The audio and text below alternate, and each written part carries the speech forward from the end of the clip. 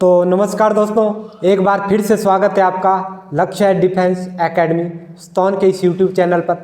आशा करता हूँ आप सब बहुत अच्छे होंगे।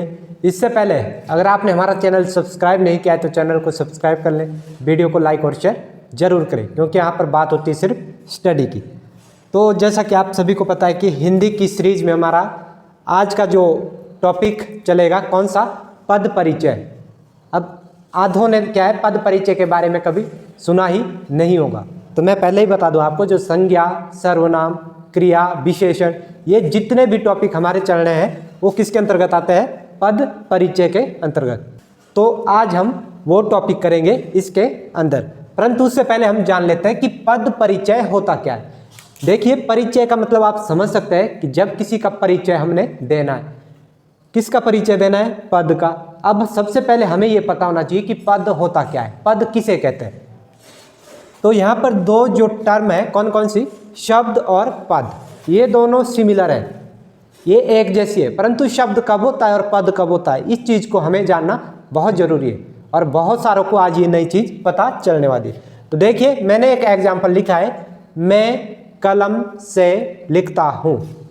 देखिए, अगर मैं आपसे यहाँ पर पूछूँ कि लिखता क्या है इसमें, वैसे तो क्या ये क्रिया है लिखना, परंतु अगर अलग से इस शब्द को एक लिखता यहाँ लिख दिया मैंने वाक्य में, एक मैं यहाँ अलग से लिख देता हूँ लिखता। अगर मैं आपसे यहाँ पूछूंगा तो यहाँ पर क्या हो गया, ये शब्द, ये क्या एक शब्द है। अब मुझे ये बताने की जरूरत नहीं पड़नी चाहिए कि वर्ण किसे कहते हैं, शब्द किसे कहते हैं, और वाक्य जब हम करेंगे तो वाक्य भी मैं बता दूंगा कि वाक्य किसे कहते हैं, क्योंकि ये चीज़ें मैं पहले आप लोगों को करवा चुका हूँ। तो ये अभी क्या है, यहाँ पर शब्द है। एक बार फिर से बता देता हूँ, जैसे क, ये क्या है, वर्ण है। जब वर्णों का समूह मिल जाता है और जिसका कुछ अर्थ हो तो क्या बना देता है, ये शब्द। और जब ये पूरी लाइन यहाँ पर बन जाए इसे क्या कहते हैं, वाक्य, जब हम इकाई के रूप में इसको लिखते हैं। तो अब बात आ जाती है कि शब्द और पद क्या चीज़ है। देखिए, यहाँ पर मैंने ये चीज़ यहाँ ले ली जो ऊपर लिखी थी, तो यहाँ क्या बन गया, ये शब्द। परंतु जब इसी चीज़ का जिक्र मैं वाक्य के अंदर करूँगा, इस पूरी की पूरी लाइन के अंदर करूँगा, तो ये क्या बन गया, पद। एक बार दोबारा से सुन लो अगर किसी को समझ नहीं आया है। देखिए, ये पूरा का पूरा क्या है, वाक्य। अगर मैं यहाँ पर मैं पूछूं कि मैं क्या है इसमें, तो मैं क्या है, पद। कलम क्या है, पद। लिखता क्या है, पद। परंतु अगर ये चीज़ें अलग अलग हमारे पास दी होती, मैं, तो ये क्या था, शब्द। कलम, ये क्या है, अभी शब्द है। लिखता, ये क्या है, शब्द है। परंतु जब हम इन्हीं चीज़ों को वाक्य के अंदर देखेंगे तो क्या बन जाता है, पद। तो आई होप अब आपको ये चीज़ अच्छे से समझ आ गई होगी। तो पहले हम देख लेते हैं पद के कितने भेद होते हैं। वैसे तो बहुत सारे होते हैं, परंतु जो मेन इंपॉर्टेंट है अकॉर्डिंग टू NCERT वही हम पढ़ने वाले हैं। लुसेंट के आधार पर हम हिंदी पढ़ रहे हैं, परंतु यहाँ पर हम कौन से पढ़ने वाले, 5, जो कि NCERT पर आधारित है। तो चलिए देख लेते हैं। तो देखिए, अगर यहाँ पर हम पद परिचय की बात करें तो पद परिचय मैंने आपको क्या बताया कि हम इसमें 5 पार्ट पढ़ने वाले हैं। पहला कौन सा है, संज्ञा, सर्वनाम, क्रिया, विशेषण और लास्ट हमारा अव्यय। ये हम 5 प्रकार पढ़ने वाले हैं। पहले लिख लो, पद के 5 भेद होते हैं। क्या लिखना है, कितने भेद होते हैं इसके, 5 भेद। कौन कौन से, संज्ञा, सर्वनाम, क्रिया, विशेषण और अव्यय। ये हो गए हमारे 5 भेद। इसमें से हम आज कौन सा पढ़ने वाले हैं, संज्ञा। और वेरी वेरी इंपॉर्टेंट है ये, एग्जाम की दृष्टि से अगर देखा जाए तो यहाँ से बहुत सारे प्रश्न बनते हैं और यही मेन टॉपिक है हमारा।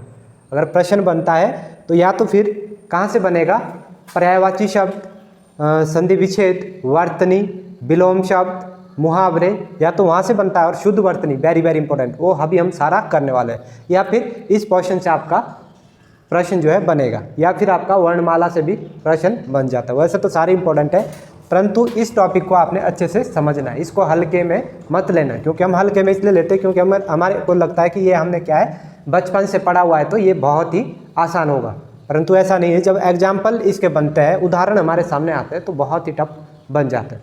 तो चलिए आज हम शुरू करते हैं, कौन सा, संज्ञा। तो देखिए, संज्ञा को शुरू करने से पहले भी हम कोई टॉपिक हम शुरू करते हैं तो मैं हर बार आपको बताता हूँ कि हमें क्या है, कॉन्सेप्ट अच्छे से समझना है। सबसे पहले हमें तो संज्ञा का पता होना चाहिए कि संज्ञा होती क्या है, इसकी परिभाषा क्या है। पहले लिख लो आप, किसी व्यक्ति, वस्तु, स्थान, भाव आदि के नाम को ही क्या कहा जाता है? संज्ञा कहा जाता है। ये परिभाषा आपने स्कूल से ही क्या इसको हम पढ़ते आ रहे हैं, तो ये सबको पता होगा। तो पहले देख लेते हैं कि संज्ञा को मैं अगर सिंपल भाषा में आपको समझाऊं तो संज्ञा आखिर होता क्या है। देखिए, संज्ञा का शाब्दिक अर्थ क्या है? किसी का नाम। इसका शाब्दिक अर्थ ही क्या है? नाम। तो मेरा आज आपसे एक प्रश्न है कि दुनिया में जितनी भी वस्तुएं हैं, हमारे इर्द गिर्द कुछ भी है, क्या ऐसी कोई वस्तु है जिसका कोई नाम ना हो?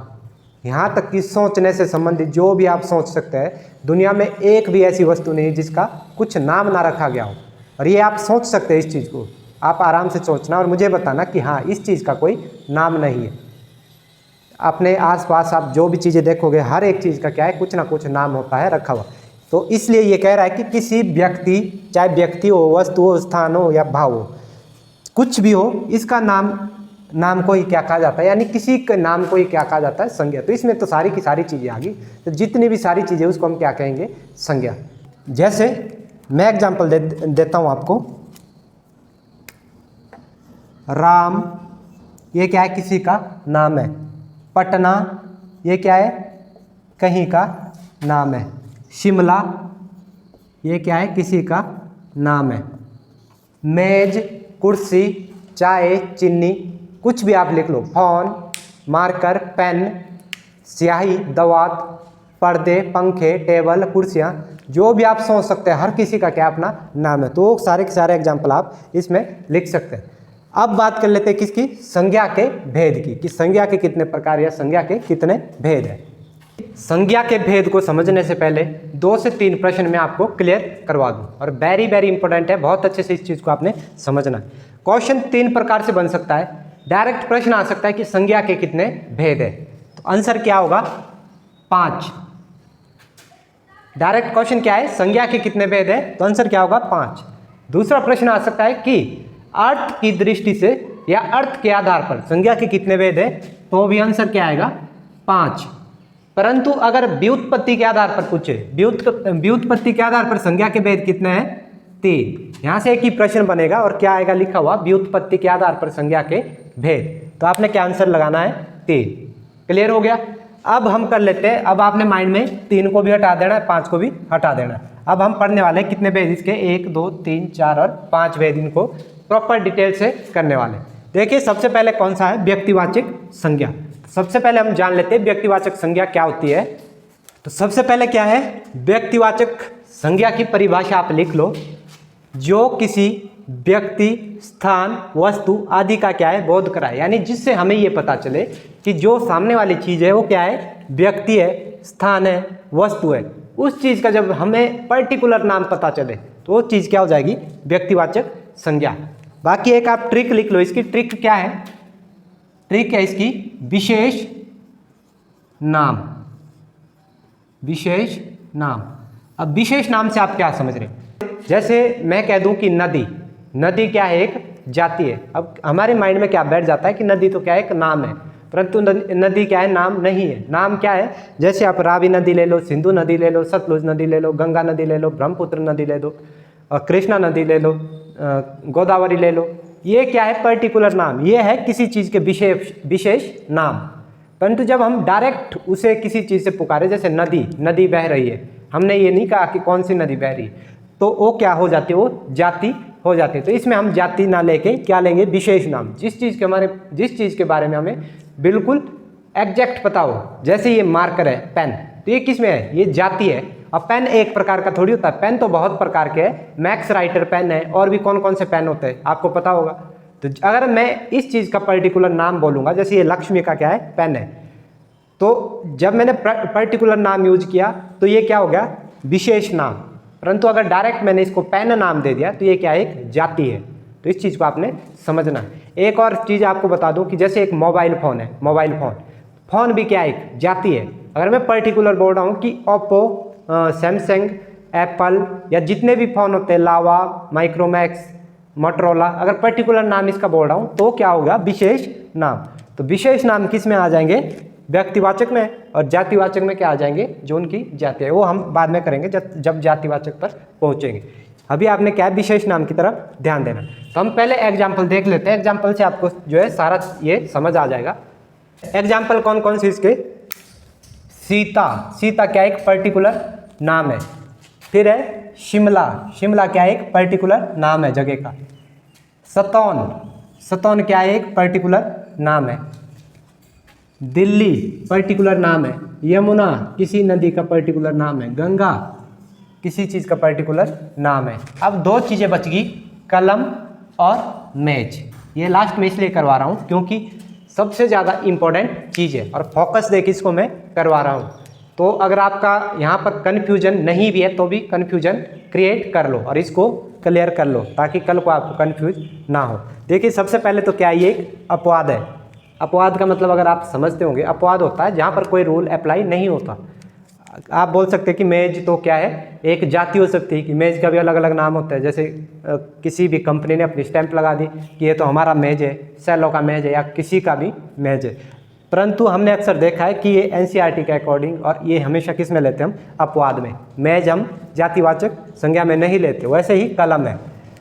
एक चीज़ तो ये हो गया कि ये अपवाद है। अगर दूसरे तरीके से आप समझना चाहते हैं इसको कि ये कैसे इसमें आ सकता है, तो देखिए मेज और कलम, कलम हम लकड़ी की कलम जो होती थी ना पहले, उसका कोई ये नहीं होता कि नहीं ये पर्टिकुलर नाम होगा कि उसको हम जो है शुरू से किस चीज़ के लिए प्रसिद्ध होते आ रहे हैं, कलम के लिए।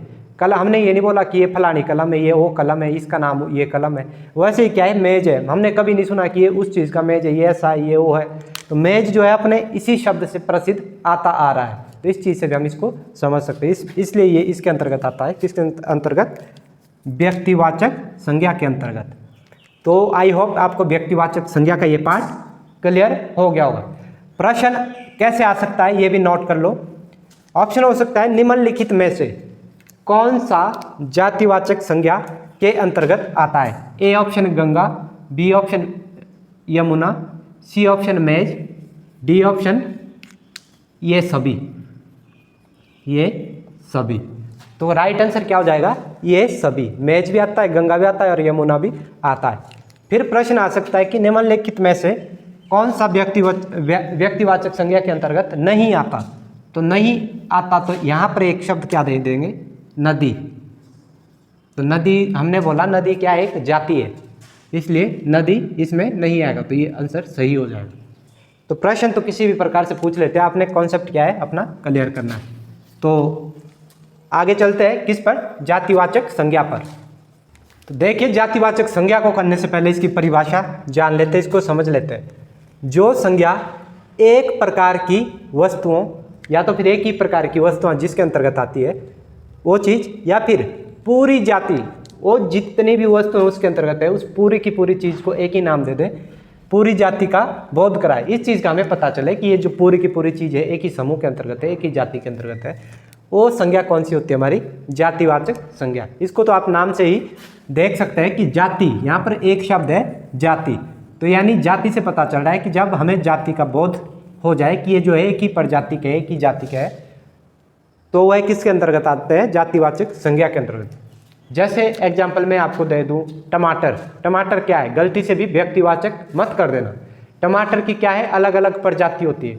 अब ये अलग बात है कि मुझे नहीं पता या आपको नहीं पता कि टमाटर की कितनी प्रजातियाँ होती है। उसी प्रकार गेहूँ, मक्की, ये क्या है, जातिवाचक संज्ञा के अंतर्गत आते हैं।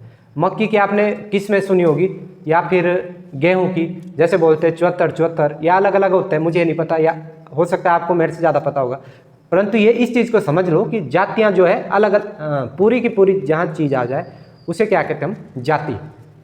तो जैसे कुत्ते हैं, कुत्तों को आपने सुना होगा कि ये कौन सा कुत्ता है, जर्मन शेफर्ड या कोई और जाति होती है। तो कुत्तों की भी क्या है, जातियाँ होती है, वो भी क्या है, अलग अलग है। तो जाति भी क्या, कुत्ता भी क्या है, किस में आएगा, जातिवाचक संज्ञा में, वो किस में, व्यक्तिवाचक में नहीं आएगा। हाँ अगर पर्टिकुलर नाम दे रखा कि ये जो इस नाम का कुत्ता है ये, तो वो किस में आ जाएगा, व्यक्तिवाचक संज्ञा में। तो एग्जाम्पल देख लेते हैं, अच्छे से आपको ये चीज़ क्लियर हो जाएगी। देखिए जैसे नदी है, तो नदी का मैंने पहले ही क्लियर कर दिया था कि ये नदी का विशेष नाम नहीं है, और उसमें हम वही चीज़ें लेंगे जिसका अपना विशेष नाम नहीं है, पूरी की पूरी जाति का बोध कराए। जो नदी तो अलग अलग हो सकती है, यमुना, गंगा, सरस्वती, तो इसलिए नदी क्या एक जाति है। पर्वत के भी अलग अलग नाम होते हैं, कोई एक ही चीज़ थोड़ी ना है, पर्वत तो बहुत प्रकार के होते हैं। अब कौन किस पर्वत की बात कर रहा है हमें नहीं पता, तो इसलिए पर्वत भी जातिवाचक में आ जाएगा।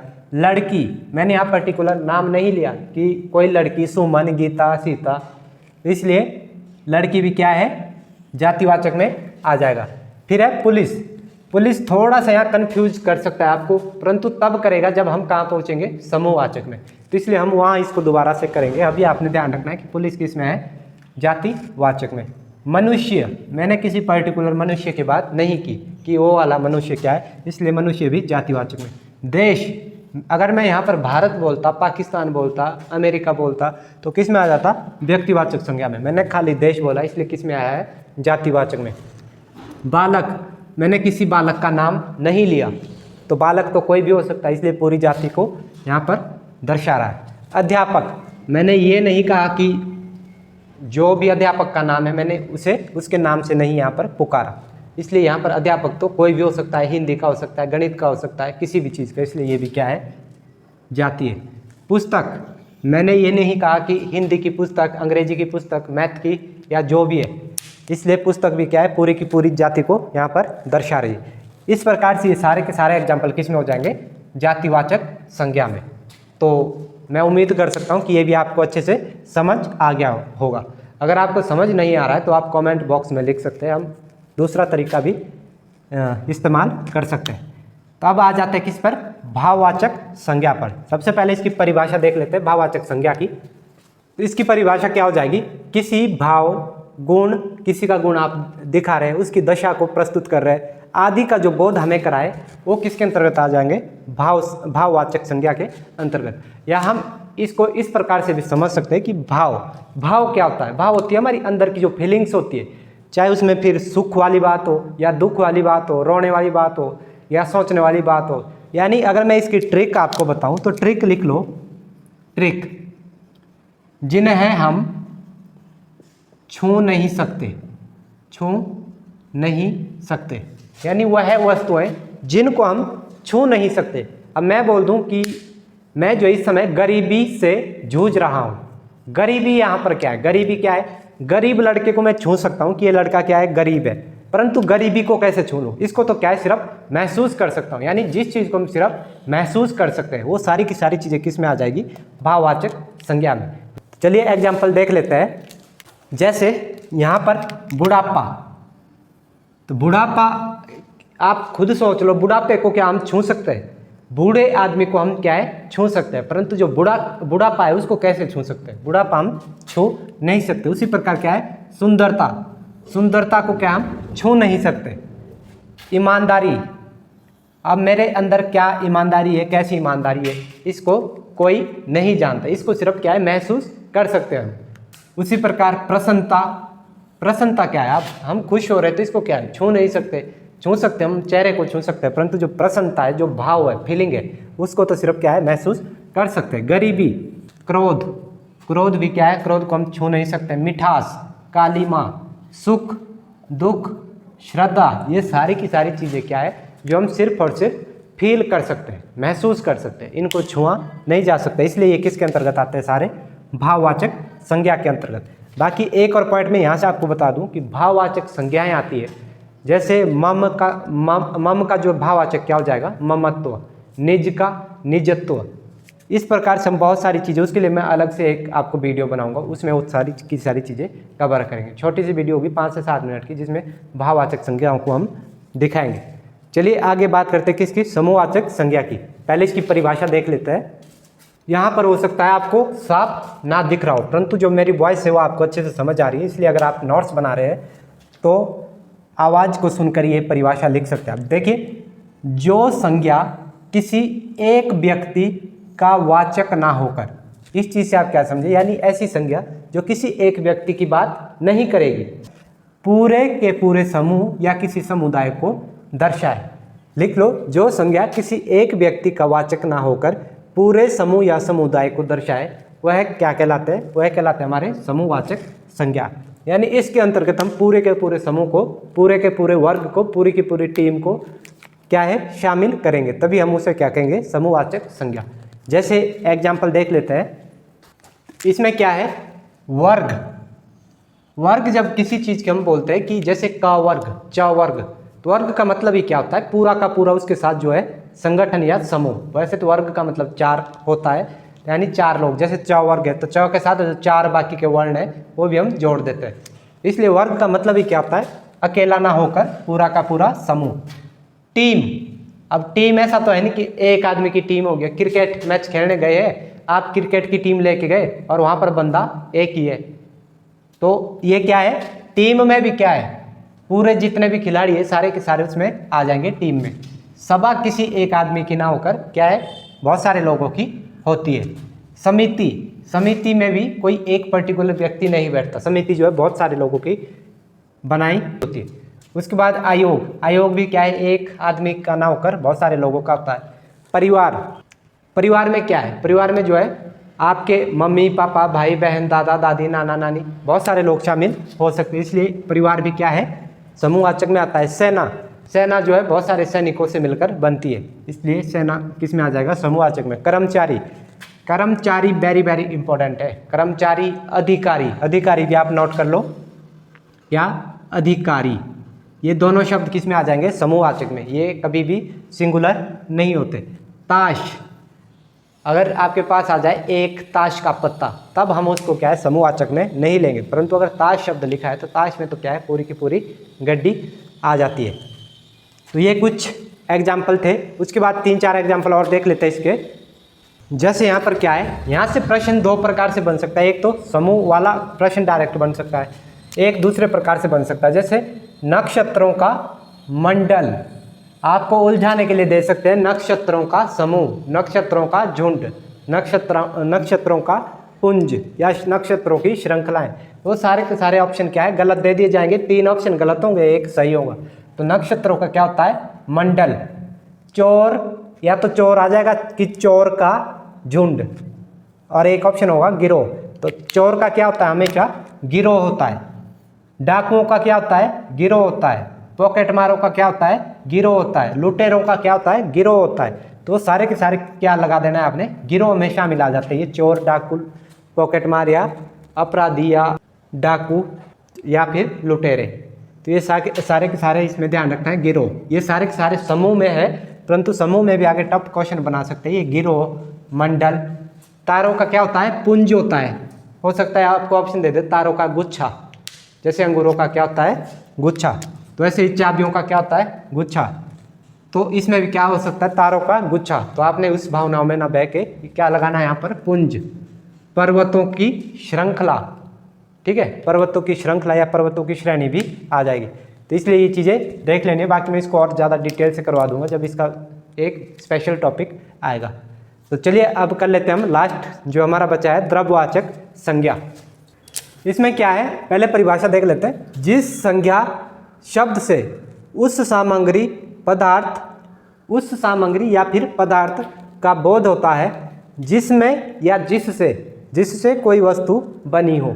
यानी दुनिया में जितनी भी वस्तुएं बनी हो, चाहे वो लकड़ी की कुर्सी हो, प्लास्टिक की कुर्सी हो, मेज हो, ब्लैक बोर्ड हो, या तेल हो, रिफाइंड हो, जितनी भी सारी ये चीज़ें वस्तु हमारी, चाहे खाने पीने से संबंधित, यहाँ पर बताया गया है कि सामग्री या पदार्थ, सामग्री या पदार्थ आप समझते हैं किसको कहते हैं।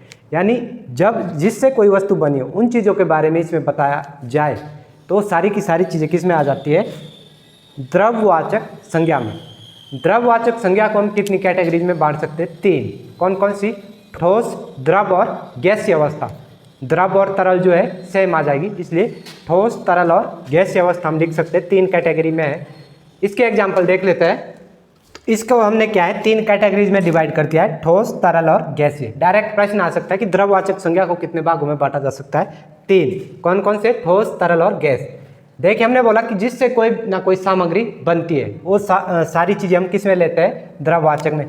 तो यहाँ पर क्या है एग्जाम्पल, सोना, चांदी, तांबा, लोहा, ये कुछ भी हो सकता है जिससे हमारी कोई ना कोई वस्तु या पदार्थ या सामग्री बनती है, वो सारे एग्जाम्पल किसके, द्रव्यवाचक के। परंतु ये चीज़ें क्या है, ठोस। सोना क्या होती है, ठोस होती है। चांदी क्या होती है, ठोस। तांबा, लोहा, और भी बहुत सारे एग्जाम्पल है, आप नोट कर लेना, कोई भी चीज़ इसमें आ जाएगी। तो ये इसलिए इसको किस में रख दिया हमने, ठोस में। तरल का मतलब आप समझते होंगे जो लिक्विड अवस्था में होती है, जैसे तेल, पानी, घी, दही, ये किस में आ जाएगी? तरल अवस्था वाली। फिर है धुआं, ऑक्सीजन, ये सारी की सारी किस में आ जाएगी? गैसीय अवस्था में। तो ये तीन चीज़ें हमने की, द्रववाचक संज्ञा की, ठोस, तरल और गैस। ये आई होप आपको अच्छे से समझ आ गया हो। तो इसी के साथ क्या है, आज का हमारा ये टॉपिक यहीं पर समाप्त होता है। थोड़ा टॉपिक लंबा चला, परंतु पूरा का पूरा ये एक ही उसमें कवर हो गया और हमने डिटेल से पढ़ा है। बाकी जो इसके ऊपर किस प्रकार से प्रश्न बनेंगे वो हम MCQ में आपको बताएंगे कि कैसे कैसे प्रश्न आ सकते हैं। अभी आपने सिर्फ कॉन्सेप्ट पर ध्यान देना है, कॉन्सेप्ट समझना है और अच्छे से नोट्स बनाने। तो आज की वीडियो यहीं पर समाप्त करते हैं। आई होप आपको वीडियो अच्छी लगी होगी। वीडियो पसंद आई है तो वीडियो को लाइक और शेयर जरूर करें और साथ ही हमारे चैनल को सब्सक्राइब करें और औरों से भी करवाएं, क्योंकि यहाँ पर बात होती है सिर्फ स्टडी की। तो आज के लिए इतना ही, मिलते हैं अगली वीडियो में। तब तक के लिए जय हिंद, जय भारत।